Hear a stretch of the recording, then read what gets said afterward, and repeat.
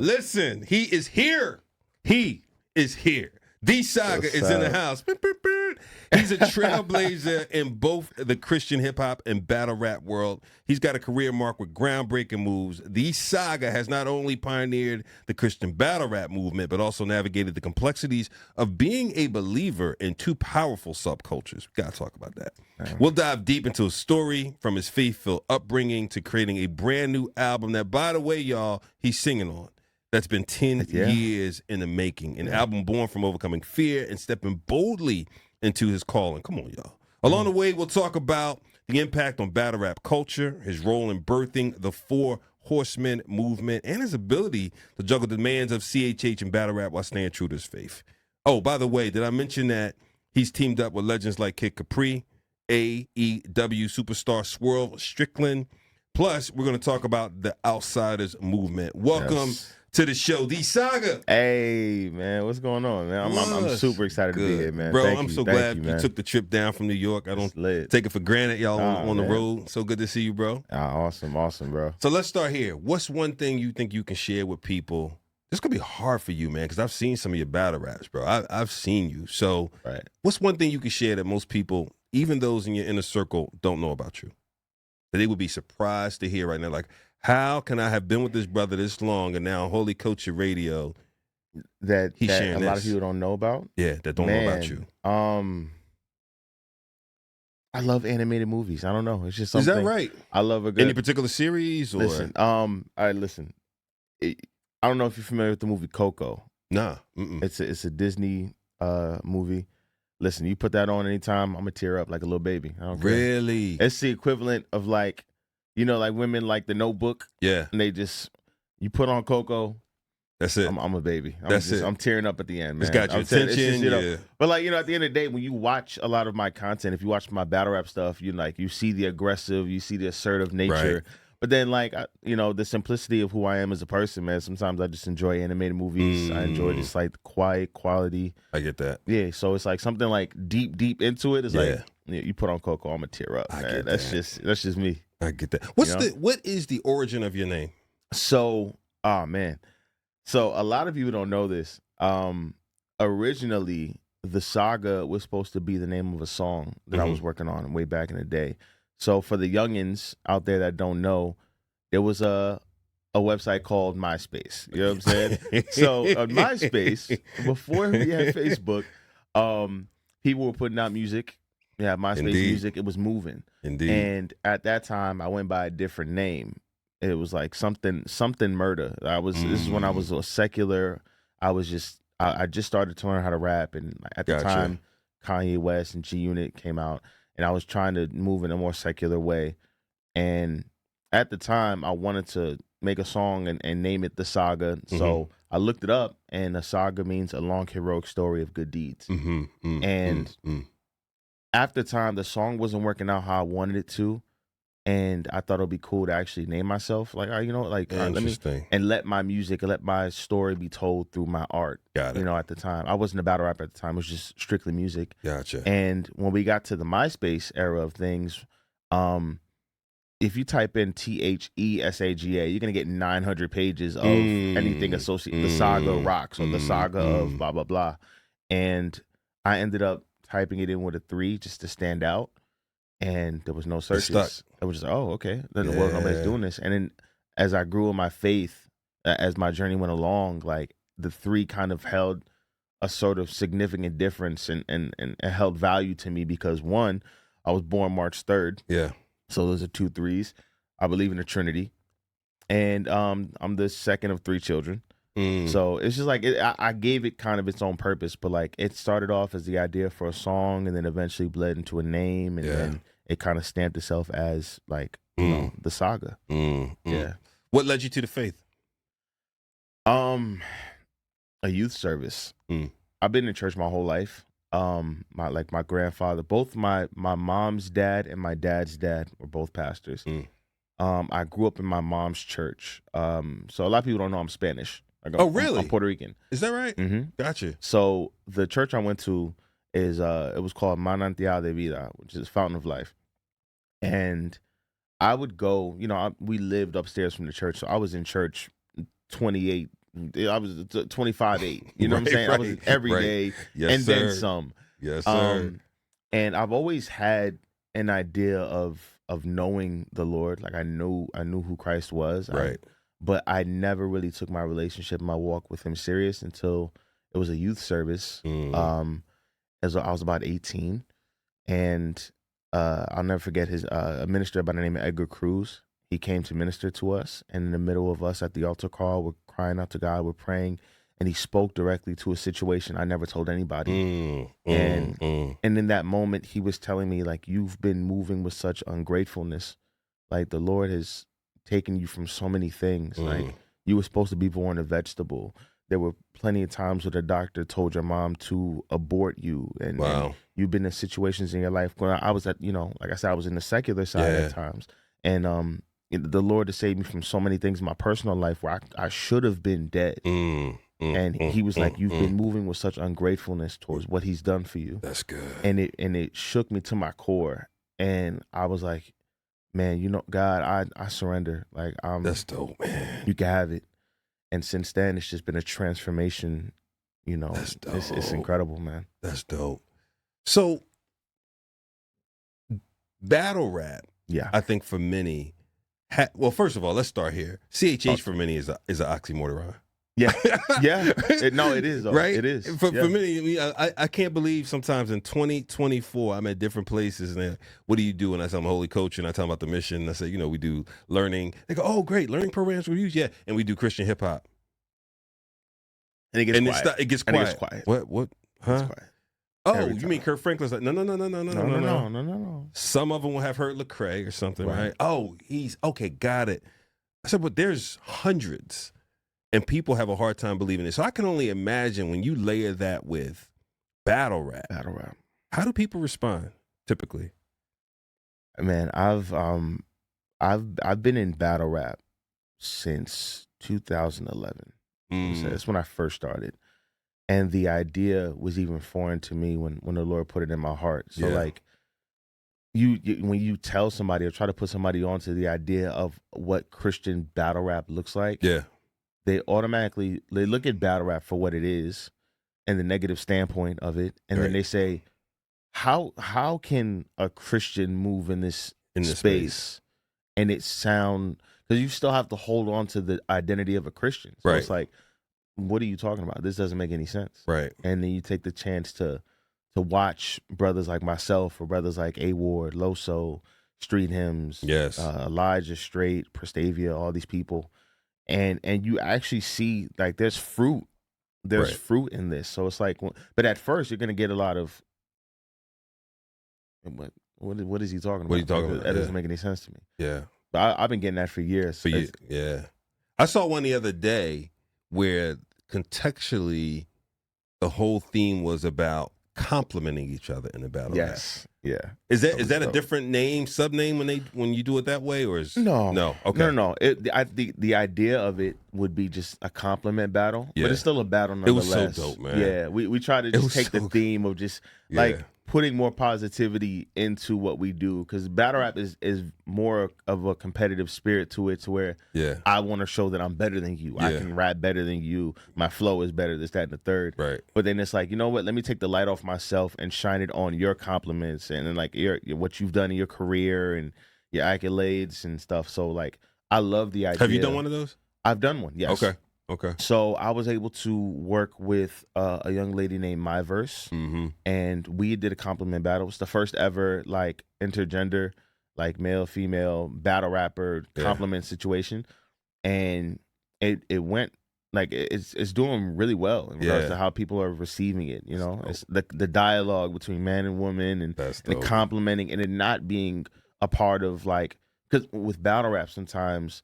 And it's sad to say, in regards to the female section of it, things get over sexualized. And it's about this, that, and the third. But it's beautiful to have moments where you can shine a light on the person's career. Yes. You shine a light on their intellect. You shine a light on their work ethic, and it not be about, oh, you're only here because of how beautiful you look or blah, blah, blah. So I think it helped to shine a light in a different way to show people, hey, it's more than just about what you have to offer physically. Yeah. I think it's more about just shining a light on how beautiful a person you are. Right. So that was the goal. That's that nice. Was the goal. Now I didn't prep you for this, but talk to me. Give us a few bars of that. It's been a while. Yeah, man. I said something like, either you gonna get these wrapped flowers, or you gonna get these wrapped flowers. And I gave her like a bouquet. Either way, I more than rose the standard to approach this golden canvas. Jehovah granted me to quote these hands with enough power to turn my verse to a golden stanzas, but still take a level of chance like holding hands with a focused man who enjoys the slowest dances. So it is still a level of enchantment. It's like a little. It's on the spot, guys. I just but it's just like just catering things in a different way, because naturally in battle rap it's more of so like that's what I'm used to. I'm used to seeing you, like, super aggressive. Yeah, but then it's like, why in a compliment battle you don't want to approach with such aggressiveness. You want to just take the time and actually speak to so I think I spoke to the situation well, and people are gravitating to it very well. I think man, what I didn't have I should have, but I didn't have as deep of appreciation for the spectrum of your creativity, right? And I think your album, I was pleasantly surprised. Thank you. Pleasantly, like, how you turn on the album and you think you know what you're gonna hear. Yeah. Right. It's like, yeah, for sure. He gonna kill it. Right, but literally, he's gonna kill it. When the album comes on, I'm like, hold up, I'm checking my Spotify. Am I dialed into the?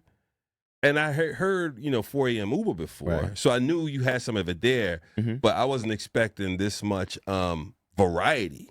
Wow, thank you. The way you were rhyming, the sonics you chose, the singing.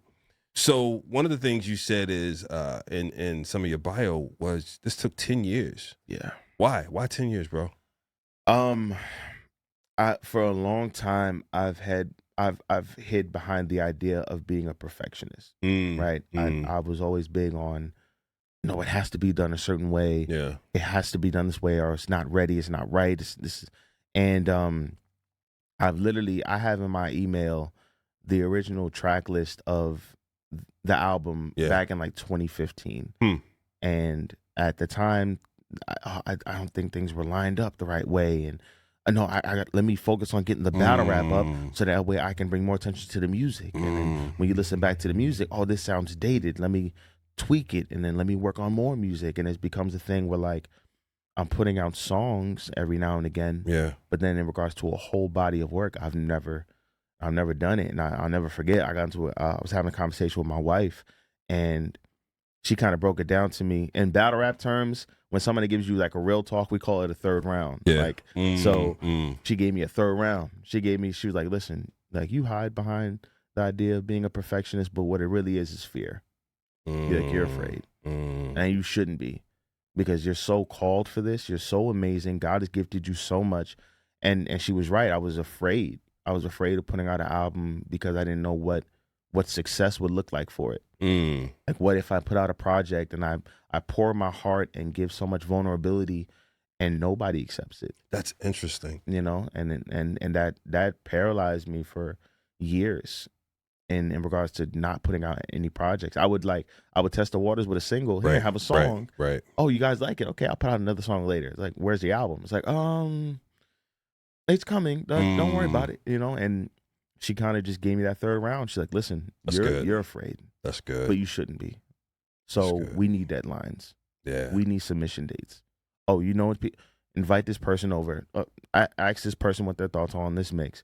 And like, she's the driving force to me even believing in myself enough to put out the album. Man, give it up. Shouts to my amazing wife Renee.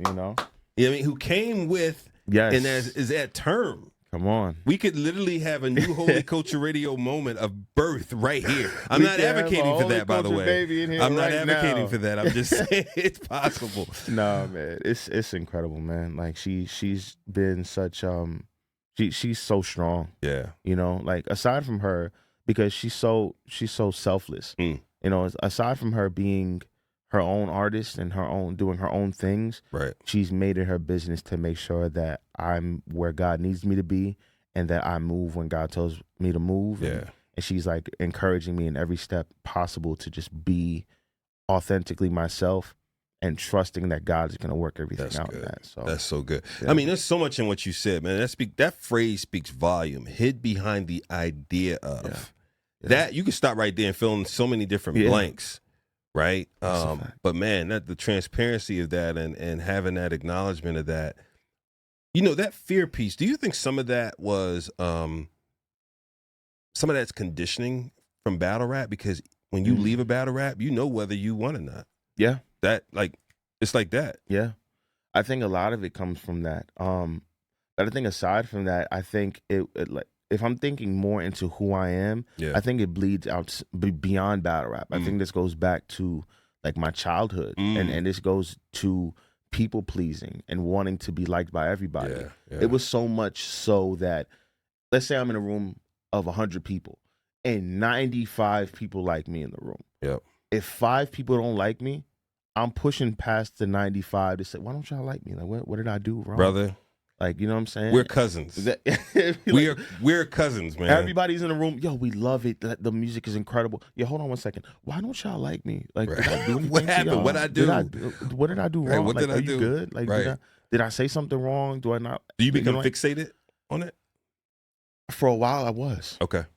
For a while, I was. Now, and it's crazy because 33 years of life, and now I'm kind of realizing that, like, man, like, it's okay. Yeah. Like, it's okay. People don't have to like you. People don't have to accept you. You know what I mean? As long as you know what you're doing is led by God, man, just you just got to roll with the punches. Yeah. You know? And in battle rap, imagine in battle rap, right? When I first came into battle rap, I'm watching from a fan standpoint at one point, and now I'm putting myself to the masses, to a new demographic, a new subculture. Right. And thousands upon thousands of comments bashing you. Yes. And you're already dealing with this, like, wanting to be accepted complex and wanting to be like, everybody love me. And when thousands and thousands of people hate you, you start to, well, maybe it's me. Like, maybe, do I need to change? Do I need to focus on something? Do I need to tweak things? And it's like, nah, man, you just got to trust God. Yeah. It's going to be like, they hated him. Yeah, exactly. So you're no different. Listen, when we're all having that conversation together, it makes so much sense. Yeah. When we're all with each other and we're talking about what Christ went through, what he has promised us, the favor we have in different spaces, even when we don't feel it, it makes so much sense. But then when you get isolated in situations, right, sometimes it's challenging to have the recall in the moment, right? And so that's true. It's that can be a challenge. So praise God, man. So was this realization for you all of an outcome of that third round? Yeah. That was a good push. Yeah. A good push. Like, she literally, like, she's been with me every step of the way, like, listening to every mix, as annoying as it is, because I have 17 mixes of the same song, and as an artist, you're just like, I don't like the way I said the. Can I tweak that? Can I just the way I said the into can we? And it'd be like, babe, it was the same the first time, right? But it's like, but it's like it's good. This one had an inflection. It was like the versus it's like, but it's like, she's like, it's good. No, this is good. And if she don't like something, she's opened things up to me, like, oh, well, why did you approach it like this? It wouldn't be I don't like it. It'd be like, why did you approach it like this? What you mean by that? Okay. That's good. And that would open me up to say, maybe I'm not getting my point across clear enough. Yeah. And every step of the way, submitting songs, mixing songs, and it became a thing to where, like, when I finally worked out the track list, it was like, now it's on me, because I'm not, I gotta wait for the mix, so I gotta wait for things to be right. Now it's like, it's in front of me. It's up to me to put it out to the world, and that was like a really big moment. That's good. Me. I mean, to overcome the fear, that's one element, but then it's also, I mean, just be honest, right? It's not like you put out one song or a 4-song mini EP or a 6-song full EP. You went whole hog.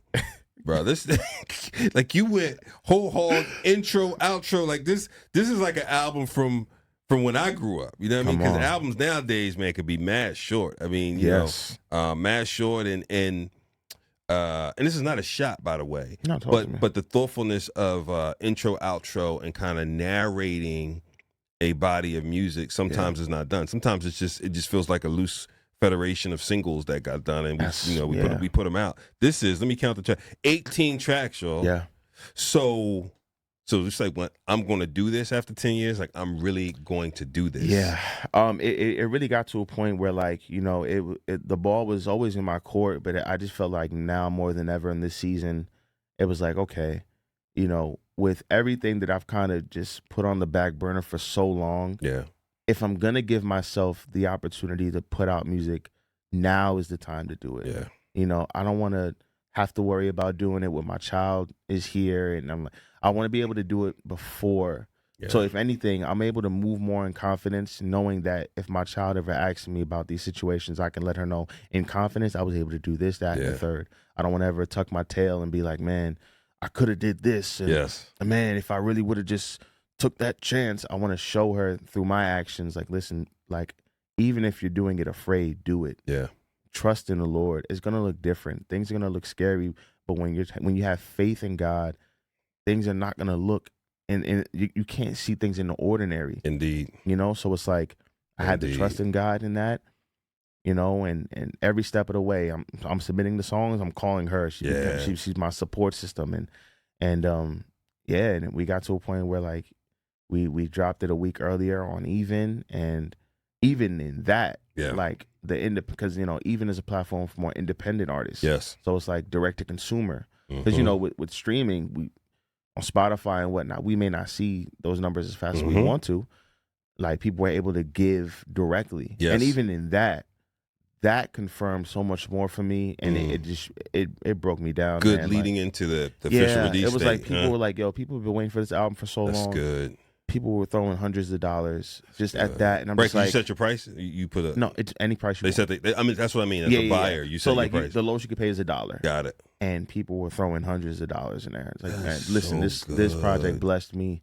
I'm so proud of you for actually following through with this. That's so good. And it was just like such a beautiful moment for me, because it's just like, okay, I was afraid of failure. I was afraid of losing. Yes. And in return of just trusting God, I saw love, and I saw people appreciating these vulnerable moments that I put in my music. That's good, man. Yeah. What's are there any particular cuts that are your quote unquote favorites?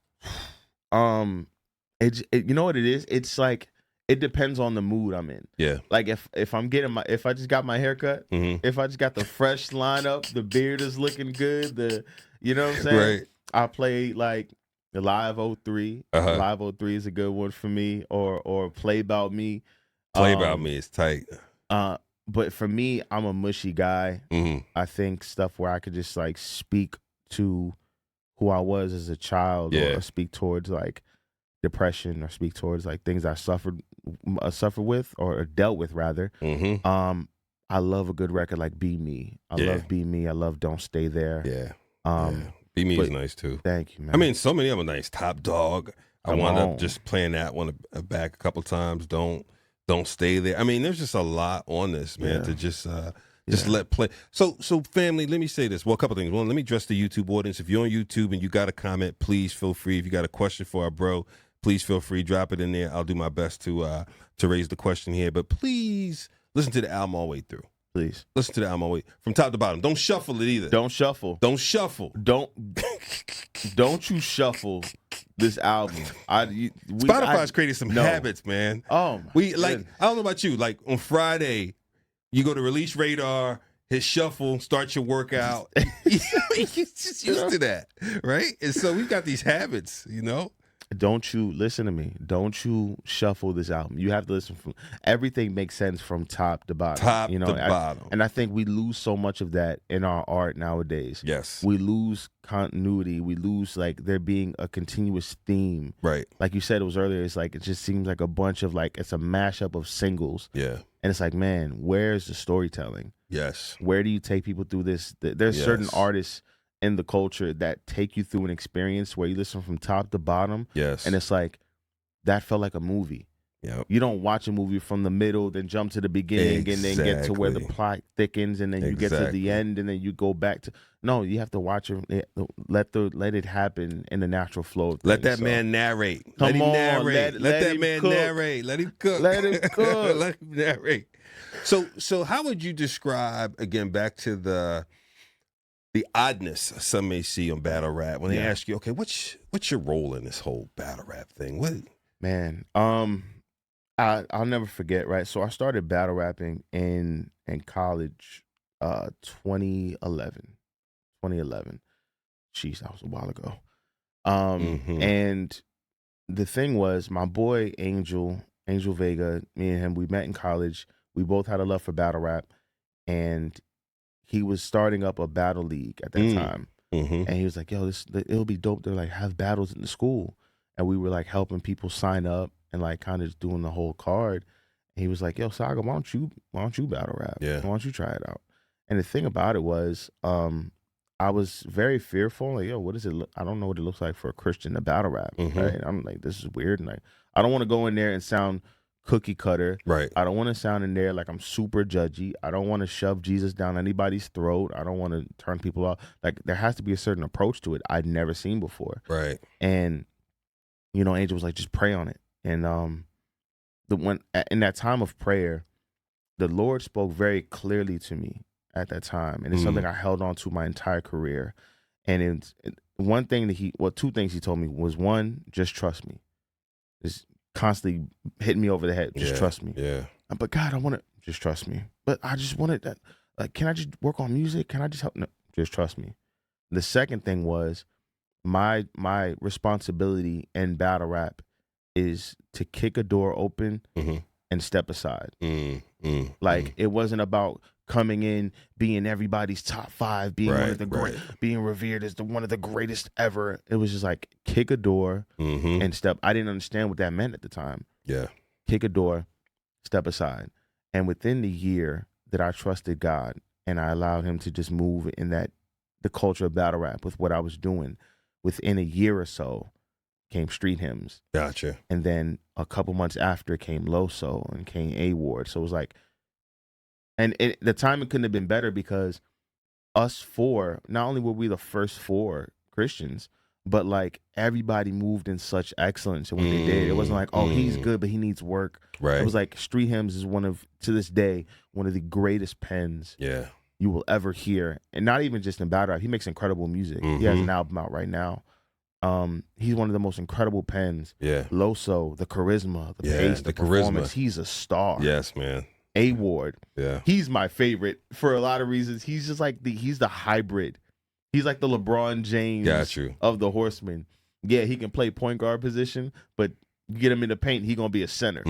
So it's like he can do everything. And it's like we all came together in such a short time span, and it made sense. It was like, okay, like this is what step aside meant. Yes. And then came the wave of others who became more bold in their faith and so unashamed, and was like, yo, I want to rep my faith in this culture. And it became like more Christians, and it was incredible. What's the name of the league?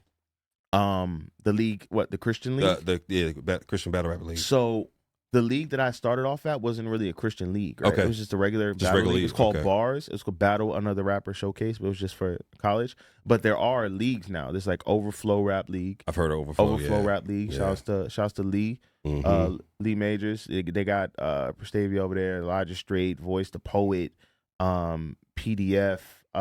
There's a few others. I'm scrambling in a mix. I think that's the more dominant Christian rap league. I think they have Slap League, which is more like Christians battling in themes like depression and versus anxiety, and it's like that's more themed. And they have Omega over there, and it's like really dope, but that's more themed. But like the idea of just battle rap within holding Christian foundation, I would say Overflow. That's dope. Yeah, that's dope. How do you find yourself, particularly now dropping the album? Yeah, Renee's about to have a baby. Come on.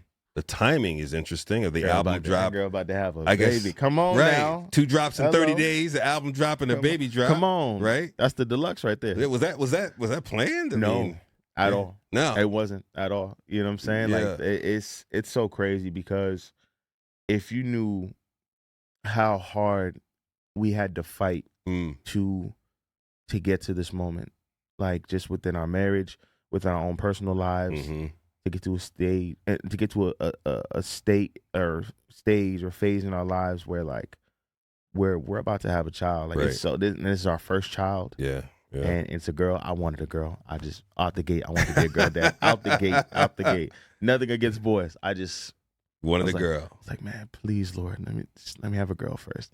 And the Lord answered my prayer. But like, man, I honestly, this doesn't happen by any other way but God. We didn't plan this. This is not something we'd even thought we'd see at this point. Maybe the album, right? You know, I told myself around roughly when I wanted to put out the album. I never even set a date, and I was like, probably towards the end of the year, I want to put out the album. And in our own personal lives, we were going through things, and like, we got to a stage where like we've had conversations about having a child, and it was just like, you know, prayerfully when we feel like it's the right time, and we just saw favor, right, slowly building up in our lives to where like anything we were questioning, God answered immediately. That's good. Financially, how are we gonna be able to? God provided another job. Oh, we need space. If we're thinking about having a baby, we need more space. God provided an apartment. God is just answering all these things. Like, just it was more so like a humble, trust me, just trust me. And you know, it's crazy. Towards the end of the year now, it's like, and she's full term. She's like, the baby can come. The baby can come right now. Bruh. We're going to finish this interview. We're going to finish. We're going to finish this interview. Yo. Nah, but listen, if something goes down, it will be a historic moment at Holy Culture Radio. How are you preparing to manage your time, bro? Because I can only imagine you already had demands on your time. Now you've got two new things: album, child, career. Yeah. How you managing all that? Man, there's so much more to manage within that. A lot of people don't know. Like, I work regular jobs. Yeah. You know what I'm saying? Like, I'm a simple man. Like, but even with that, like, I work two jobs. You know, I work 16-hour days, Monday to Friday. So I'm a caseworker. Yeah. So I help out with migrants who come into the country, help them get their paperwork. Yeah. And I'm also a special education teacher. So like, I help out with children who have special needs. Those are two mentally demanding jobs. Listen, because if you know, those are two mentally how demanding taxing jobs. it can be. Yes. And then to come home and still be the man you need to be for your family. Right. Be as attentive and be as present as possible. Now we have a puppy, you know, and like, you know, that's a thing. But like, now stepping into a world, now we're about to have a daughter. Right. And like, I just put out my album, and it's just like, mentally I'm spent. Physically I'm tired.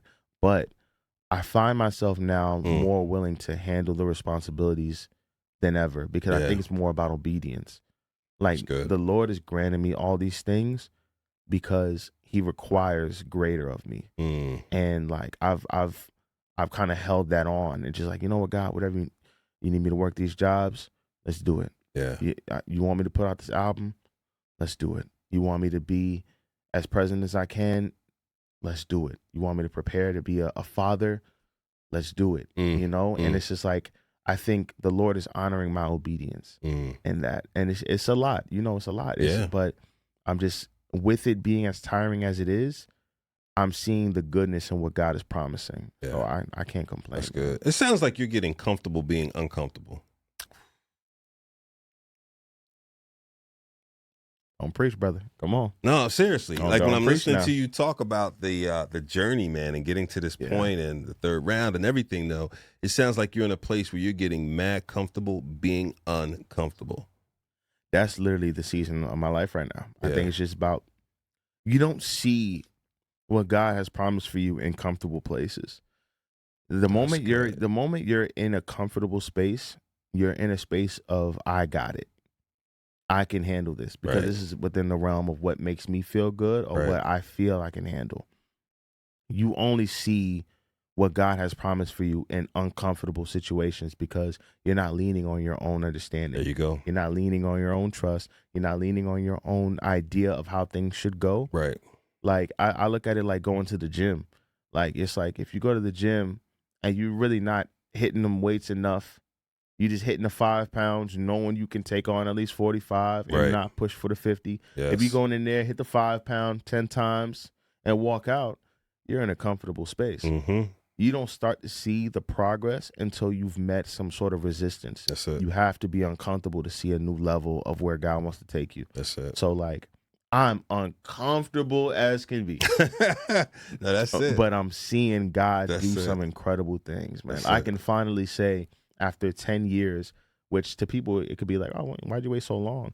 You don't understand how uncomfortable it was for me to just how stricken by fear I was. Yeah. And now to finally say this was one of the biggest things that I felt was holding me back. And it took me being uncomfortable to finally get to the other side and realize I like it here. All right. Yeah. I didn't know. And yeah, I'm uncomfortable, but it's praise God for the uncomfortability. That's good.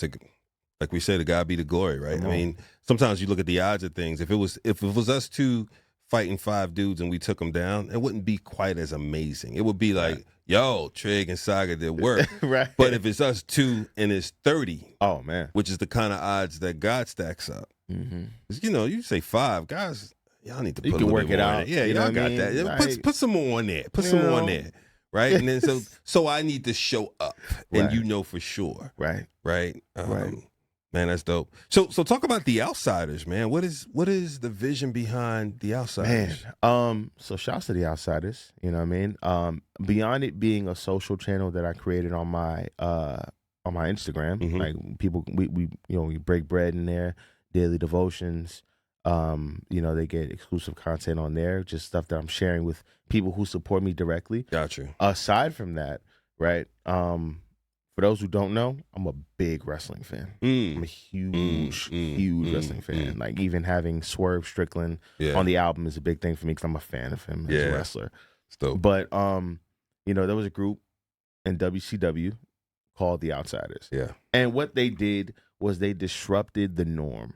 They came in. That's Yes. Remember Yes. That's Hulk Hulk Hogan Hogan, came in. Yep. Scott Hall, Kevin Mhm. Nash. Mhm. They disrupted everything that was considered the norm. Even Hulk Hogan, from being a beloved good guy, Right. a hero, Right. and turning him into a villain. Yeah. Right. Yeah. Not saying I want to be a villain, Right. but I think disrupting the norm is something that we need to do as believers. Yeah.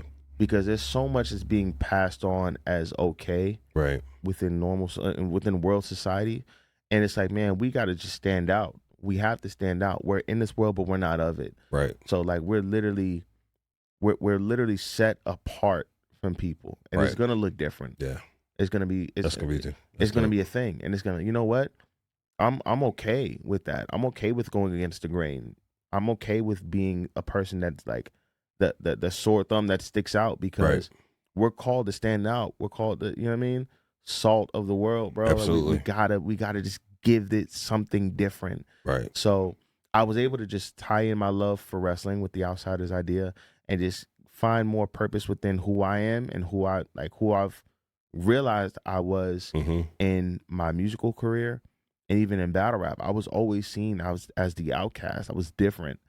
But then I saw there was people that followed me and that supported me and believed in me, that believed that they were just as outsiders in their own way, in their own world. And it's like, man, like you feel like an outsider at your job because you talk about Christ.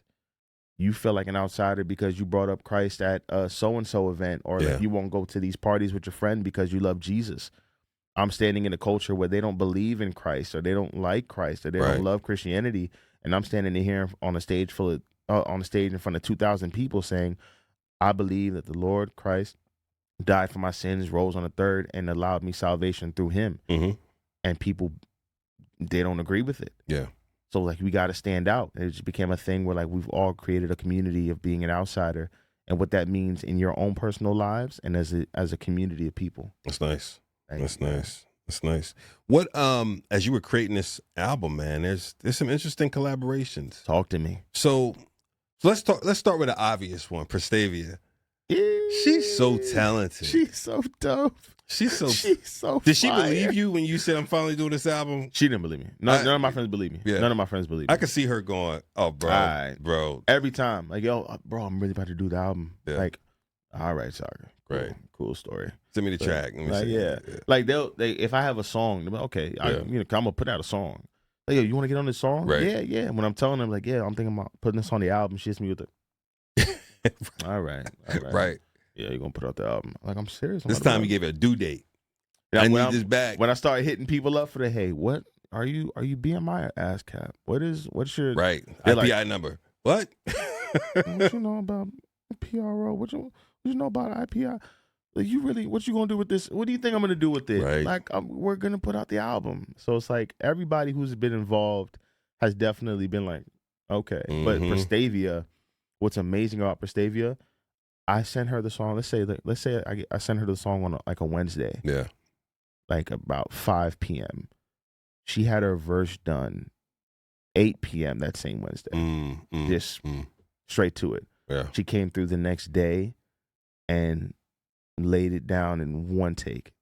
She's a breath of fresh air. Yeah. And in the battle rap world, she's the first ever female Christian battle rapper. So I didn't know that. Yeah, so like I'm the first ever Christian battle rapper. She's the first ever female Christian battle rapper. Didn't know that. And that's where we grew our connection. Like, she had a battle at Overflow, and I was there to support her, and I was like, you're really dope. Right. You're incredible. And we've just been locked in ever since. Wow. And that was the idea. Like, when I heard the song and I was creating Holy Armor, I sent her the idea. She had it done like that. She came through the next day and recorded it and was like, yeah, like, her hunger, and she's just as versatile as me. She can sing, she can rap, she can, and so she's incredible. That's good. What led to the Kid Capri collab? Man, shouts to Kid Capri, man. Like, he's a legend in this space. A legend, bro. They even say, like, to say Kid Capri, as legendary as his career is, and what he's experienced and what he's seen throughout hip hop. Yeah. To say he saw my battles, and to say, I like this guy Saga. I like what he represents. I think he stands for something really cool. And to reach out and to being just like this calm, casual, back and forth DMs expressing like, yo, like, I'm a fan of what you do. And I'm looking at him like, I'm a fan of what you do. Right. I've been doing it for decades. Bro, I'm talking about Def Comedy Jam. Like, man. You know what I'm saying? It's Didn't he GA for KRS at the battle with him and Kane? Bro, he's done so much. Yeah. And I'm just like, I can literally timeline what, like, you've been like the soundtrack to a lot of phases in my life within hip hop. Yes. And now to say, not only I didn't know he's a believer, I didn't know he loves Jesus, I didn't know he was a Christian. Yeah. But he watches my battles. And then he heard the music. He heard stuff like 4 a.m. Uber. Gotcha. He heard stuff like Play About Me and Man Down and Legend and all that stuff. And he was like, I love your music too, by the way. I was like, well, I have a song. Yeah, I'm just gonna throw this out there to you. Exactly. You don't want to assume. Like, Right. listen, I'm just slide this under your door. You just, tell me what you think about that. And like, he heard it and he was like, I didn't even ask him if he wanted to be on it. I was like, yo, what do you think about this? And when he heard Plus Sign Tatted, he was like, yo, that space in the beginning, like, you mind if I do something? I was like, by all means, legendary. Bro, you were supposed to play. By all means. You were supposed to play Hard to Get. You're supposed to go, well, I actually have a commitment, but I can probably push them off for you. You're supposed to play Hard to Get. He said, yo, can I do something? I was like, yeah, bro. And he sent the idea. It was like one take, boom. And it was just like, man, he even said with the idea, crazy. like, my debut album, I have a legend in hip hop, a legendary That's DJ, so a legendary personality. I have Kid Capri. It's just been so dope to see how the Lord brings everything together through battle rap. People saw me through battle rap and were able to give me a chance to show who I am outside of it. Yeah. And it created these incredible relationships, man. Wow. And how did Swerve Strickland come to be a part? Swerve. So, like I said, I'm a big wrestling fan. Right. I'm always doing wrestling bars in all of my battles. I am, and don't let nobody ever tell you any different, I am the wrestling bar king. There you go. I hold on to that crown. This is not arrogance. This is confidence.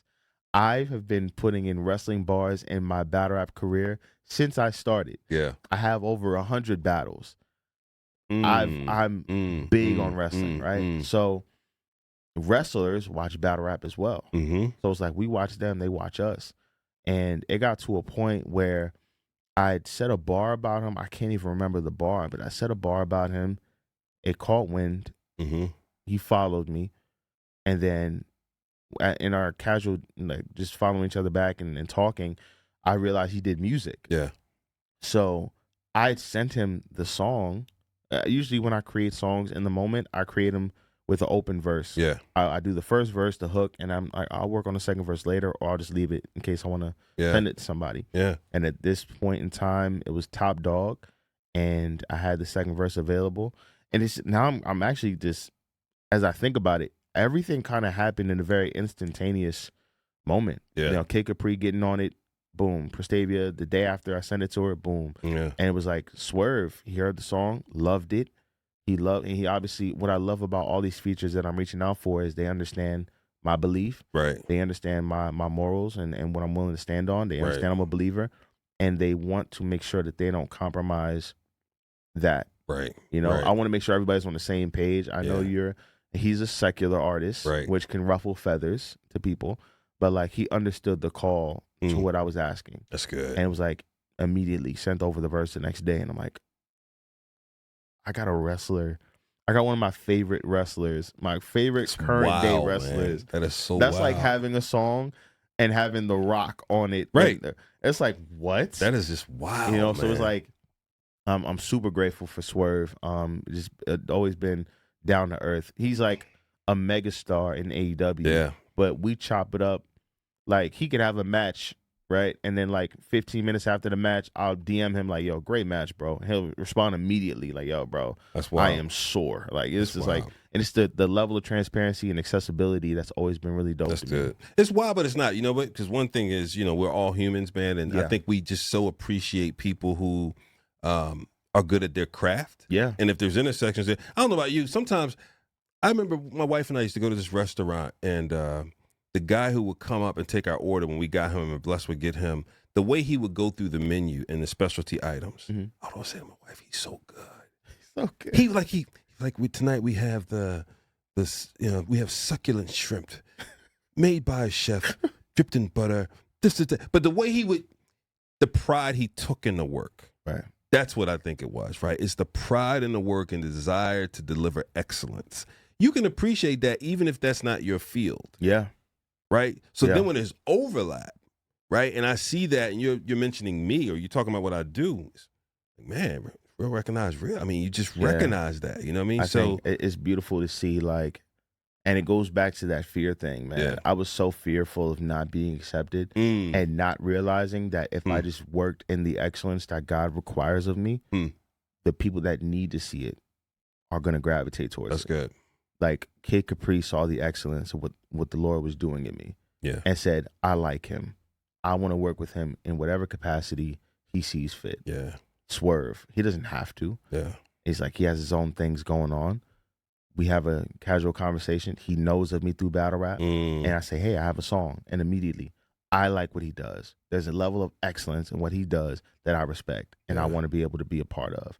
So I would never reach these moments had I been stuck in my fear. Had I been stuck. That's why fear is such a big thing for me. I want to just if there's anything I can do to help people shake out of that fear and just letting go of it all and just trusting in God.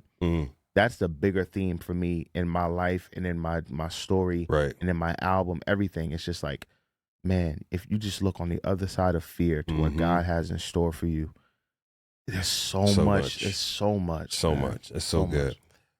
Man, as we start to wrap up, where do you see this saga in 3 years? You know, you'll have a 3-year-old daughter. Your career will be, I'm imagining God is expanding your territory. I pray so.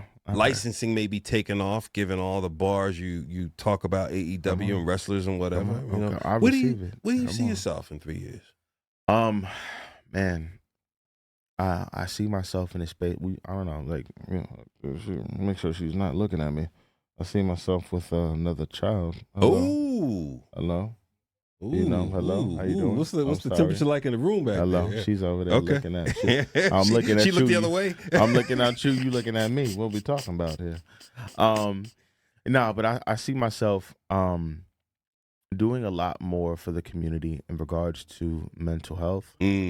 I want to speak to young, and more specifically as well, young black men, Yes. young black boys, Yeah. speaking towards mental health. I know for me, my struggles with suicide, my struggles with depression, and stuff Yeah. like that. It's got to be Did you have a addressed. suicide attempt? Oh yeah. Wow. How long ago? 14. I was 14 years old. Wow. 14 years old. Wow. Laying in my mom's kitchen with pills in one hand and a knife in another. And it was like, I'm going out one of these ways today, and I don't know which one it was. Man, I'm sorry to hear that. And it's like, man, like the Lord didn't save me from so much, bro. And it's like, I know with how much I'm overcoming, I want to be able to be the voice I wish I heard. So I think it's a responsibility for me personally, having gone through these things, having dealt with waves of depression, having dealt with suicidal thoughts, and like wanting to just end it all, and knowing that had I ended it all early, I would never see moments like this. And it's like, I want to be able to just be that encouragement to young black men everywhere. And it's like, okay, it's okay to feel sad. Like, Don't Stay There is such a big record for me, because it's like, listen, I don't want you to neglect these feelings. We have to accept what these feelings are, and then move towards something greater. So like, if there's any way in these next 3 years I can get something going to where like there's a community of people, there's something in the works of just mental health, young black men, just helping them, obviously through Christian foundations and morals, because I think that's important. That's what helped me. Like, if had it not been for my faith in God and my trust in Him, I don't know where I'll be. I see myself not working 2 jobs. I see myself really trusting in God and moving forth in the ministry and the brand, and like you said, expanding my territory. I want to be able to get to a space where I can just lean in on this full time. If I'm being completely honest. And I see my wife in ministry. I see my wife doing incredible things. I see my child getting ready, getting prepped up, and it's just I just see so many incredible things. But it just starts with trusting in the Lord. That's it, brother. Well, first of all, let me say thank you again for coming. Let me just affirm. First of all, you said you want to be.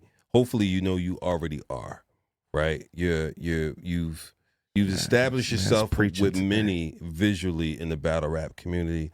But just like you said, man, you're doing counseling, you're helping in special education. You are visually a mentor for many in terms of as being an artist now with a project that you've shown so many dimensions of yourself, right? And then cap that or add to that the transparency of your story and overcoming fear, coming out of suicide and whatnot. And again, mental health prior to just a couple years ago was not something we talked about openly in the black community. We didn't. It's still fresh to me. It's still a fresh conversation. Very fresh, right? Because as far as I'm concerned, we're still learning now how to do it. So great, I can talk about it. What does care look like? What does community look like? What do tools look like? Etc. Right? And it's harder to me anyway post pandemic because it's easier to get isolated. And isolation just provokes those things, right? So coming out of all that. So to me, it's still fresh, man. So thank you for sharing all that, brother. We're going to be praying for you. We're going to be pushing the project. Tell people where they should tap in with you at. Man, everything. I'm talking Twitter, Facebook, Instagram, all that. Th3 Saga. I'm pretty easy to find, pretty accessible. And that's all right now. Obviously the project is out. I pray that there's something on this project. If there's not everything, that there's one song on this project that speaks to the season you're in right now. Listen top to bottom, y'all. It's called As of Late. And by the way, not that I ever try to put things in buckets or themes of sounds, but it's actually a very nice project to listen to right now in this holiday season. Really? Because you know what? Because of the singing and the tracks and the openness of it, it's not gritty. It's not extra hard. People are going to assume from you it's going to be gritty and extra hard. And I want people to understand, like, this is a nice, your family coming over and whatnot. It's great to play in the back. Little play about me while the kids opening them gifts. Come on. Absolutely. Make sure to get that. So enjoy that, y'all. Until next time, you know what it is, y'all. This has been Holy Coach Alive in studio, Kingdom Building Conversation. Bless y'all.